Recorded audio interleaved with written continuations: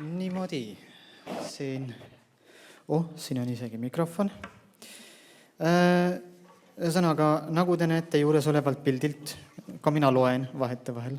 Mul on isegi vahendid selle jaoks. See kvaliteetaja mõistestamine oli selles suhtes ülimalt mõnus ja vägev, et mulle luges ka isa lapsena. Kui ma koju sattusin nädalavahetuseti, siis ma jäin õhtuti niimoodi magama. Need vanemad lugesid, aga meile loeti juba muinasjutte. Meile enam pühakirja ega midagi niisugust ei loetud.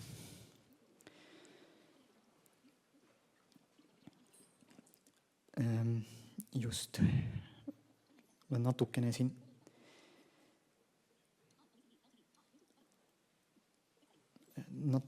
asjatan nende masinatega, sest ma vahepeal ei jõudnud neid tööle panna, sest ma igaks juhuks võtsin mõned oma tekstid kaasa ka. Aga sealjuures kõige olulisem minu enda jaoks huvitaval kombel oli Tammsaaret lugedes Tõe ja õiguse esimese osa Pearu. Ja seda mitte sellepärast, et ta oleks mulle nii meele järele olnud, vaid sellepärast, et tema rääkis seda keelt, mida minu vanaisa rääkis. Minu vanaisa oli Vau Tengu, tema oli, tegelikult oli ta Tengu Jaan, aga Vau kandi inimesi siis oli ta sealt pärit ja rääkis seda samamoodi, seda viru keelt, nii nagu siin Pudivirus räägiti. Kuidas siis öeldigi, et mies peab tööd tegema, et kuidagi see elejääl kõlas väga tuttavalt. Mis meil veel? Siis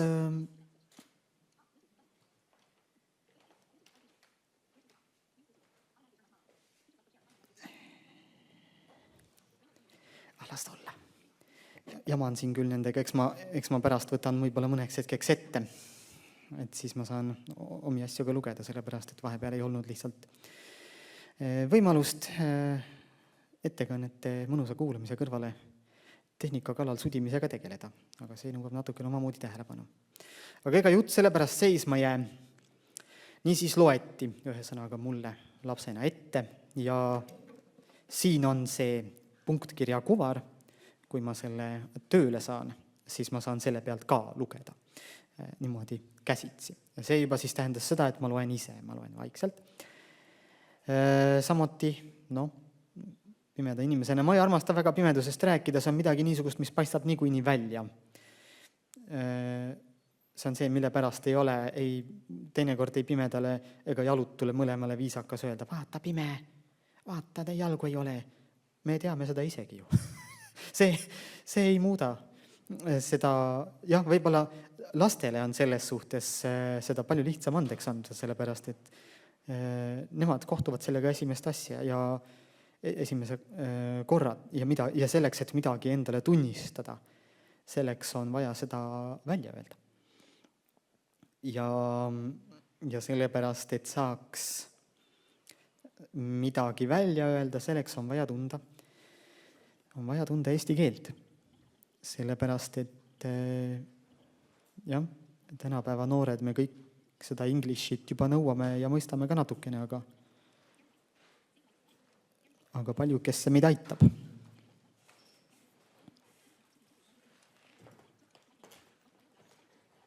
Just. Kui sa soovid, võtta hetk. Teeme nii, et sul on parem. Ära muretse selle pärast. Jaa, ma tõesti tahaksin selle asja tööle saada. Siis oleks kõigile lihtsam, sest vastasel juhul ma tõesti püüdlesin selle. Kui sa soovid. Jaa, üks moment. Ma nii kaua, kuni ta paneb oma masina tööle, siis ma küsin, kellele meeldib lugeda, kellele päriselt meeldib lugeda. Palun tõstke käsi. Ja kellele päriselt meeldib kirjutada, kirjalikult oma mõtteid väljendada? Kui palju on siin neid? Aitäh! Kui sulle tegelikult meeldib, aga sa lihtsalt ei tahtnud kätt tõsta, siis see on ka okei. Kui, suurepärane, veel üks julge. Et kui ma kirjutasin ühte oma raamatut, siis ma uurisin ka selle sama kirjaoskuse kohta, millele Siiri viitas. Ja siis selgus, et maailmas on UNESCO andmetel aastal 2020 seisuga on ligi 800 000 inimest, kes ei oska lugeda ega kirjutada. Ja valdavas osas on need naisterahvad. Et tegelikult see, et me oskame lugeda ja kirjutada, see on privileeg, sest see võimaldab meile ligipääsu infole. Mis puudutab aga näiteks kirjutamise ja lugemise tähtsust, sest kui ma teen kirjutamise koolitusi, siis minu käest tihti küsitakse, kuidas ma saaksin paremini kirjutada, ka ettevõtjana, et kuidas ma saaksin paremini kirjutada, mul on vaja ennast turundada ja mismoodi seda paremini teha ja pakkuge välja, mis mu vastus on. Lugege. Lugege seda, mida te tahate kirjutada. Ja see on nii oluline ja kirjutamine ei ole lihtsalt see, et sa kirjutad luuletusi või sa kirjutad jutustusi. Kui LinkedInis jälgida maailma tasemel ettevõtjaid, siis üks nendest, kellel on seal üle 300 000 jälgija, kirjutas, et iga ettevõtja, iga juht peaks ennast korra nädalas lukustama ilma tehnoloogiliste vahenditeta ruumi ja kirjutama niiviisi, et sõrmeotsad on verised. Sest teate, mida kirjutamine meie mõtlemisega teeb? Ta sunnib meid aeglasemalt mõtlema. Ehk et see 70 000 mõtet, mis meil kõigil peast läbi käib, me selekteerime, mida me mõtleme ja me saame valida oma mõtlemise. Ehk et kirjutamine on ka kirjalik mõtlemine. Seda ei ole kõike vaja avaldada ja teistega jagada. Aga kui peas on mingisugune segadus, siis nii nagu Päivi juba ütles, eks ju, et see võimaldab selgusele jõuda mingites mõtetes, mis on meil peas läbi käimas. Ja lugeda seda infot, see info, mis on meile kätte saadav, et väga lihtne on vaadata videosid. Aga teate, mul on 17-aastane, varsti 17-aastane poeg. Ja nagu ma ütlesin päeva alguses, siis me elame üle 5 aasta juba Šotimaal Aberdeenis. Ja 2 suvel on mu poeg käinud Eestis väliseesti noorte laagris. Ja mis on tema motivatsioon? Ühest küljest saada eakaaslastest sõpru, kellel on ka selles mõttes samad saatuskaaslased, elavad mujal. Aga teisest küljest ta peab väga oluliseks, ta saab järgmine kuu 17, ta peab väga oluliseks, et ta eesti keele oskus säiliks, et ta teaks eesti kultuuri. Ja kui ma küsisin tema käest, miks, siis tema vastus oli see, et eesti keel on nagu salakeel. Ja. Inglise keelt räägivad väga paljud inimesed, aga et me saame rääkida eesti keeles mujal maailmas ja meist ei saada aru, vaid see on meie salakeel. Ja kui ma tulin eile lennuki pealt, läksin sinna, mis on seal lennujaamast välja sõites, see Selver, siis läksin Värska vett ostma ja seisin seal musta leiva riiulite vahel. Ja lihtsalt seisin seal ja hingasin sisse seda musta leiva lõhna ja siis läksin, võtsin pudeli värskat ja jõin seda pudelit värskat ja siis ma mõtlesin selle peale, et kui ma seal poes käisin, et täitsa imelik on kuulata, et praegu peab nagu mõtlema, et kui kellegi rääkida, siis saavad kõik aru, millest ma räägin. Ehk et välismaal elades on sellel asjal natukene teistsugune väärtus ja natuke teistsugune sellele tuleb hoopis teine Mekkmann juurde. Olles ise samamoodi Ungarist tagasi kolinud, see on ka täpselt see. Kõigepealt on see nii, nüüd hakkavad ühel hetkel kõik aru saama, mida ma tahan öelda. Teiseks on see, et tee tööd, näe vaeva, muidu tuleb armastus, saadakse sellest ka suurepäraselt aru. Ja ka sellest ümbertöötlusest.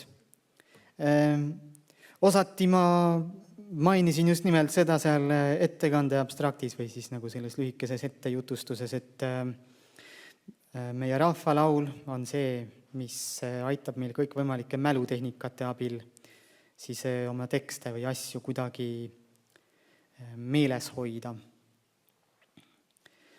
Niisamutegi näiteks see, kui ühel hetkel meie tehnika annab otsad ja siis ma saan teha seda nägu, nagu ma loeksin siit pealt, aga ma tegelikult ei saa seda asja tööle. Said sa selle tööle praegu? Mul on oma tekst enam-vähem meeles, mida ma tahtsin lugeda. Mul oli neid palju rohkem, aga ma ei viitsi sellega praegu tegeleda, sellepärast, et meie aeg jookseb ja mul tegelikult on veel öelda 1, 2 ja 3. Okei, ühesõnaga ma annan sulle nüüd üle. Just, ma tänan südamest. Südamest tänan ka selle eest, et sa tulid appi raskel hetkel.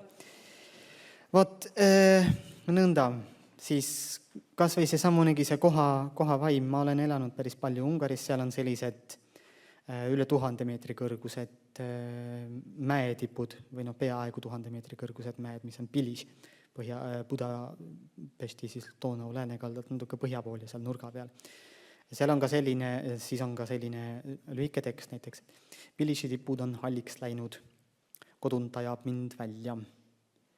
Siin jutustatakse kellegi ürgse noolelasu järgi olla mind kunagi tapetud. Nüüd lükatakse meid kõiki ringi, trummilöökide järgi aetakse maast üles, et äratada surnute vaimud, keda siis samas raskuses edasi kannan. Ega mul sellest kergemaks ei lähe. Kodunt ajab mind välja. Ja siis selliseid, nende selliste vabaluuleliste tekstide puhul on just nimelt see, et need tuleb õppida pähe. Ja me kohe jõuame selleni, miks mis tahes luulet, mis ei ole riimiline, tuleb kirjutada mingil määral ikkagi rütmiliselt. Ja miks rahvalaul on kõige paremini meelde jääv luule. Mitte kõigile, aga vähemalt nendele, kes kuulmise järgi õpivad, siis küll. Ja siis me jõuame ka selleni, kuidas Tammsaare ja Vargamäe rahvalauluga mingilgi määral seotub, mille käigus teile võib-olla saab ka natukene selgeks see, kuidas keeleteadlased üldse tööd teevad. Aga siis kõigepealt, näiteks kas või selline tekst. Metsamaa haldjal on pohlapuhma hääl ja kasekohinane kallistus, et te teaksite. Ja tema ei torkab magusasti nagu kuuseokas, nii pehmelt ja teravalt. Aga hea, et ta sai seda öelda. Kord küsisin talt, mida räägivad tihased kevadisel varahommikul. Eks nad lindude keelt räägivad. Muud polegi vaja öelda. Nüüd kõnnin koju öösel kell 3 peale 3 jäägermeistrit. Ärge järgi tehke. Ja kuulan jälle mingit tülitsevat tänaval. No jälle te olete oma tüli tarinud tänavale. Miks mina pean kuulama seda, kuidas teie perekond kakleb poole öö ajal? Tont võtaks. Järsku.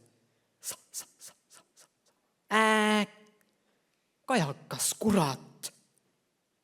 Kus on metsahaldjas nüüd, et küsida, mida nad sellisel hetkel räägivad? Ja sellise teksti kõige keerulisem osa ehk ongi just nimelt see, et see tuleb sõna-sõnalt meelde jätta, sest siin on mingisugused riimilised elemendid täiesti puudu. Rütmi mingil määral on, natukene neid pilte, seda kajakalendu. Kes on elanud kusagilgi linnas või kuskil? Ma ei tea, kas Koerus on kajakaid? Koerus ei ole kajakaid, teil veab. Tartus on jõgi, Tartus on kajakaid ka, Tallinnas on neid veel rohkem, seal on meri, seal on erinevaid kajakaid. Ja nad karjuvad, tõesti, ja kui öösel kell 3 kõndida koju, siis nad karjuvad nagu keegi tülitseks oma vahel kõva häälega, nii et täpselt selliseid pilte saabki tekitada, natukese selliseid rütmilisi kujundeid. Väga ebaviisakas on iseennast tsiteerida, aga vähemalt mina olen kogu selle seltskonna võrreldes veel üsnagi laps ütleme siis niimoodi, ma veel mäletan seda, kui ma sündisin. ja mäletan neid tekste, mida isa mulle ette luges, sest meil loeti muinasjutte hästi palju. Ja siis nagu ma ütlesin, et oma tekstid olen mingil määral kõik läbi tantsinud. Ja see rütmilisus teeb neid natukene lihtsamini meeldejäetavaks. Nüüd me siis jõuame selleni, miks rahvalaul on kõige lihtsamini meeldejäetava tekstiga ja sellega me oleme ka juba täna tegelikult kokku puutunud. Nimelt, kui Kalevipojast oli juttu, on ju, siis Kalevipoeg on motiivipõhine umbes niimoodi, nagu tegelikult on ka Eesti rahvalaul. Põhjavoolsed rahvalaulud eriti, lõunas on seda improvisatsiooni, on väheke rohkem, aga põhjapoolsed rahvalaulud, see on hästi palju, selle on folkloristidel on oma sõna, öeldakse kontaminatsioon, ehk siis kui sa võtad 2 nii-öelda motiivi, paned kokku. Aga seda sõnakunsti, millest sina ehitad, seda tuntakse. Niimoodi, et kui laulik näiteks hakkab laulema, kui mina hakkan laule maie, luule maie, miks ma loen? Kui mina hakkan laule maie, luule maie, siis kuulajad teavad, kes sellel hetkel kaasa laulavad, ta veel mõtleb, mida ta üldse laulma hakkab. Ja mõnikord selliste lugude lihtsustamiseks on kasutatud selliseid vahefraase, kus me jõuame siin nüüd Marta Hansenini, kellest on ka juba natukene juttu olnud. Ja Marta Hansen oli Tammsaare kõige noorem õde, tema elas Tallinnas, kuulu järgi oskas teha õmblustöid ja elas võrdlemisi, ta ei elanud kehva elu, aga ta ei olnud ka ülemäära rikas. Elas koos oma õjaneetega väidetavasti ja jäi elu lõpuni vallaliseks. Aga lõpuks, kui ta oli juba üle 80 aastane, siis saadi tema lõpuks kätte ja võeti tema lindi peale ja võeti tema ka filmi lindi peale, kui ma õigesti mäletan. Mida on üsnagi sagedasti arustatud ja arutletud, see käib ka raamatutest läbi, on see Sing Sale Bro, mida lauldakse. Pärast, kui te kõik olete nõus, võtame selle laulu ehk ka koos üles, mis on see, mis kaua mina käisin karjateeda, Sing Sale Bro ja nii edasi. Ja on arutletud selle üle, mis see Sing Sale Bro võib tähendada. Ennekõike on ta selline vahefraas just nimelt see, et seda lauldakse koos, siis sa tunned ära, et laulik saab võtta selle aja, viisi täiteks tõmmata hinge, veenduda selles, et ta järgmist fraasi mäletab. Aga selle Sing Sale Bro üle on väga pikka aega arutelu peetud. Küll on arvatud, siis Enn Ernits on arvanud ja ka Tormis ise on arvanud, et see võib tulla saksa lauludest Singt alle froh, laulge kõik rõõmsasti. Aga seda sellist otsest viidet meil ei ole, me ei tea täpselt seda laulu, kus seda niimoodi oleks vahefraasina kasutatud. Siis on arvatud, et see võib, näiteks Lauri Õunapuu on arvanud, et see võib olla, kuna tegelikult mõlemad Tammsaare vanemad olid Edela-Eestist pärit ja sealt ranniku poolt sisemaale natukene levis laule, see võib olla tegelikult hoopiski väga tõsine korruptsioon või nii-öelda nagu möödalask, selle koha pealt mitte korruptsioon, aga väga tõsine möödalask meremeeste lauludes Sing Sailor O. Aga toome siia ja siis on pakutud, seda ei ole väga tõsiselt võetud, et see võib olla kusagilt hollandi keelest. Ja nüüd me jõuame selleni, miks see võib olla hollandi keelest. Selline keeleteadlane nagu Joseph Weinreich pani oma loengu kuulajalt kunagi kirja lause. Dialekt, keel on see murre, millel on sõjavägi. Siis Põhja-Eesti murre siin Läänemere Soome keelte seas sai omale ühel hetkel sõjaväe. See eristab meid Viru murdest ja Läänesaare murdest. Saarlaste sõjavägi sellest metsatööl laulab, aga tänapäeval nad siiski üldiselt tegutsevad Kaitseväes ja Kaitseliidus koos meie teiste vahvate poegadega. Aga see võis tähendada siis ühesõnaga hollandi keel. Naljaga pooleks võib öelda, on alamsaksa keele selline murre, mis on oma seisukoha või olemasolu suutnud sõjaväega selgeks teha. Sest hollandlased tunnevad ennast üsnagi vabalt. Ja seda on hollandi keeleuurijad, kes ise on Eestis soome-ugri keeltega õppinud. Nagu Mokka otsast öelnud, et tegelikult on hollandi keelel eesti keele sügavamate kihtidega rohkem ühist kui siis tänapäeva kõrgsaksa keelega. Sellepärast, sest nagu seda on öeldud, et hollandi keel ehk siis Nederlandse Deutsch Deutsch ja siis saksa, alamsaksa keel on Niederdeutsch, seal on veel ka Plaatje Deutsch. Et see Deutsch on just olnud see siis kogu selle alamsaksa keele ühisnimetus. Ja sealt siis tuleb selline sealkeelne väljend nagu vroo või voort ehk siis ette või kärmesti. Ja näiteks esimene söök siis alamsaksa keeles väidetavasti vrookost,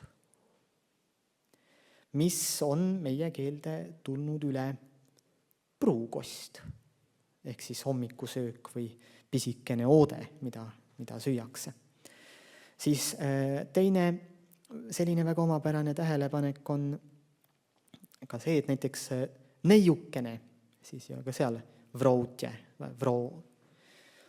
Kui see samamoodi, kuna see muutus on see vroo, pruu on sarnane, siis me võtame vroutje, siis me saame pruut. Sealt tuleb siis abielluda kavatseva noore naise sõna meie maakeelde. Võib ka öelda hollandi keelest või siis alamsaksi keelest, mille läänepoolsemaid murdeid on hollandi keel.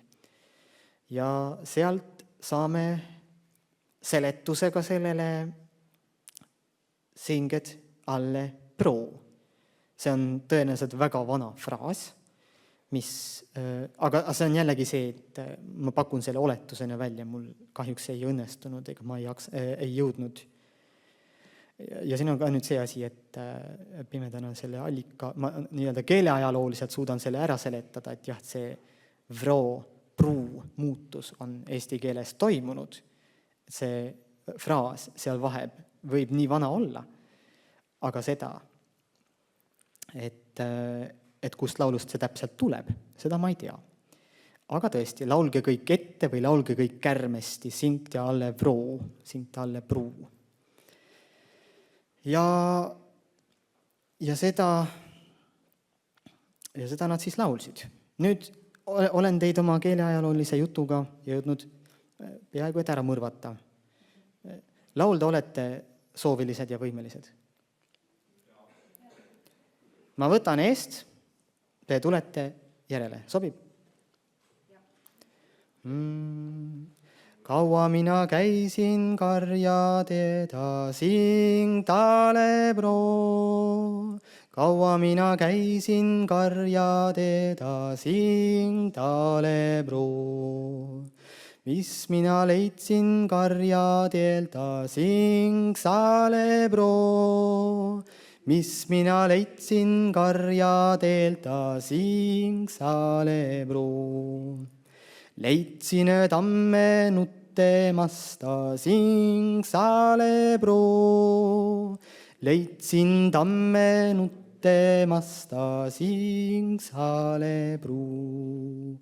Mina tammelta küsima je sing sale broo. Mina tammelta küsima je sing sale broo. Mis sina nuttad tammekene sing sale broo. Sina nuttad tammekene Singsalepuu. Mind on üksi siia jäetud Singsalepuu. Mind on üksi siia jäetud Singsalepuu. Üksi taevatuulte kätte Singsalepuu. Üksi taevatuulte kätte Singsalepuu. Mina mõistsin kohe, kostsin Singsalepuu. Mina mõistsin kohe, kostsin Singsalepuu. Ära sina nutta, tammekene Singsalepuu. Ära sina nutta, tammekene Singsalepuu. Mul on kodus 7 venda Singsalepuu. Mul on kodus 7 venda Singsalepuu. Igale vennal 7 kirvest Singsalepuu. Igal vennal 7 kirvest Singsalepuu. Tulevad tamme Raidu majje Singsalepuu. Tulevad tamme Raidu majje Singsalepuu. Mis sest tammest tehtaan, eks see Singsalepuu. Mis sest tammest tehtaan, eks see Singsalepuu. Juuridest saab juugikannu Singsalepuu. Juuridest saab juugikannu Singsalepuu.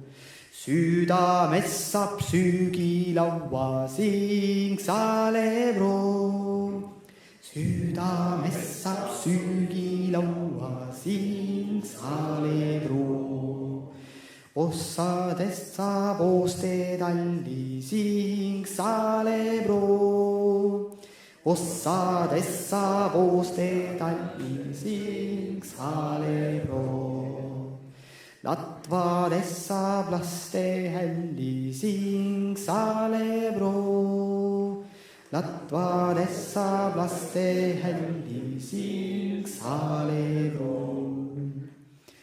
Natuke me muutsime seda teksti vahepeal, aga seda ikka juhtub. Siia lõppu tahaksin veel paar lühikest märkust teha. Nimelt seda ülbet juttu, et Tammsaare oli ikkagi ja nad hoidsid oma perekonnas seal Albu kandis niivõrd kuivõrd seda Mulgimaa pärimust ikkagi alles. Ja see tuleb väga huvitavates kohtades välja. Näiteks ka seda sama Marta Hanseni salvestust, kui kuulata. See koht, kus lauldakse, juurtest tehti juugikannud ja südamest sai süügilaua. Et seda samustki, kus ma enne mainisin seda Pjarut, on ju, siin kandis oleks raud kindlalt pidanud laulma kas söögilaua ja joogikannu või söögilaua ja juogikannu.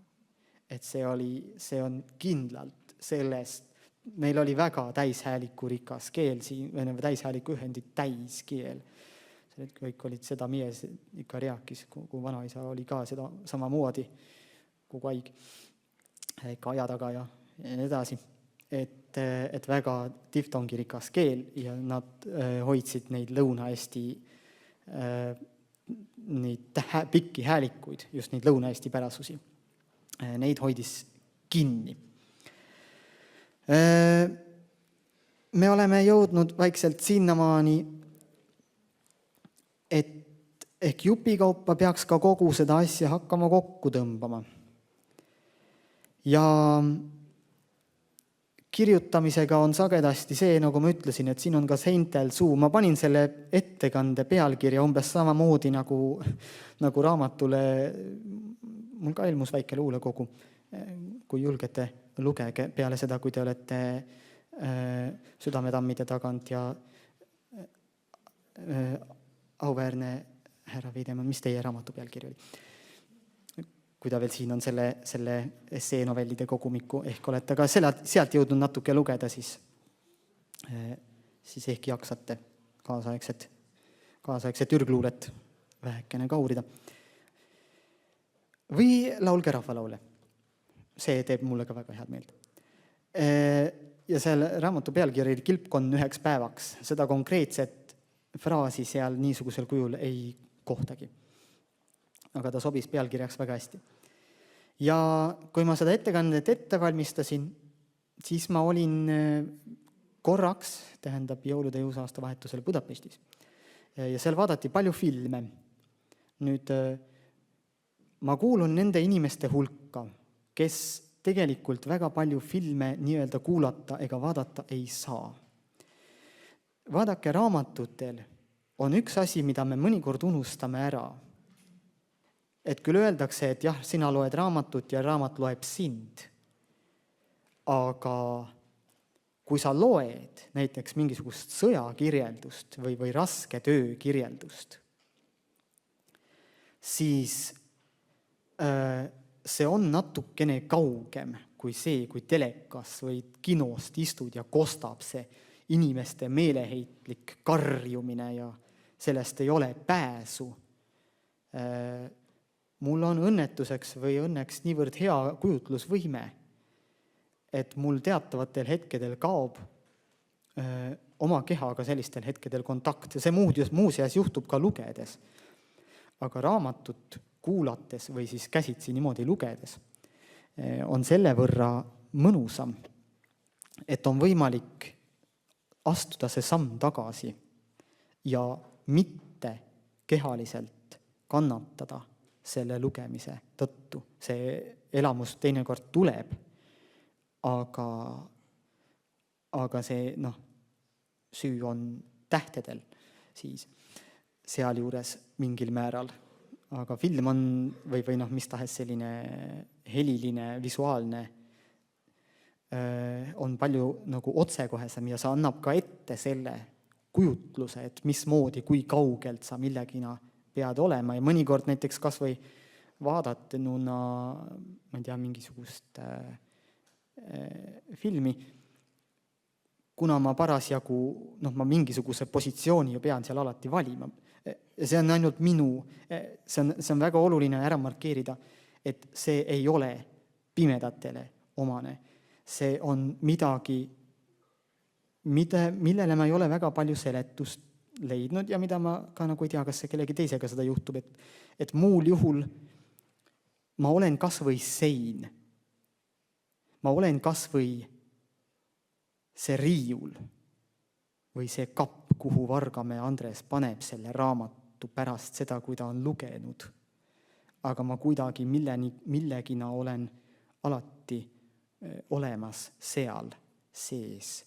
See on see, kuidas ma kirjutan just nimelt sellest, et metsamaa haldjal on pohlapuhma hääl ja kasekohinane kallistus. Kui ei oleks niisugust ettekujutust, et ette kujutada pohlapuhma häält ja tunda, mis tunne on, kui kasekohin ümbert kinni võtab, siis ei saaks seda ka niimoodi ilmselt öelda. Ja sellepärast ma ka ütlen, et siin on ka seintel suu. Ja miks on veel väga oluline, et siin on ka seintel suu, sest laulda ei keela keegi. Ja siia ma lõpetan. Nimelt sellega. Lühike tsitaat. Ma oleks ka parafraas, sest ma täpselt teksti ei mäleta, et oleks ka mina läinud lauldes otse alla tagasi oma isa talusse.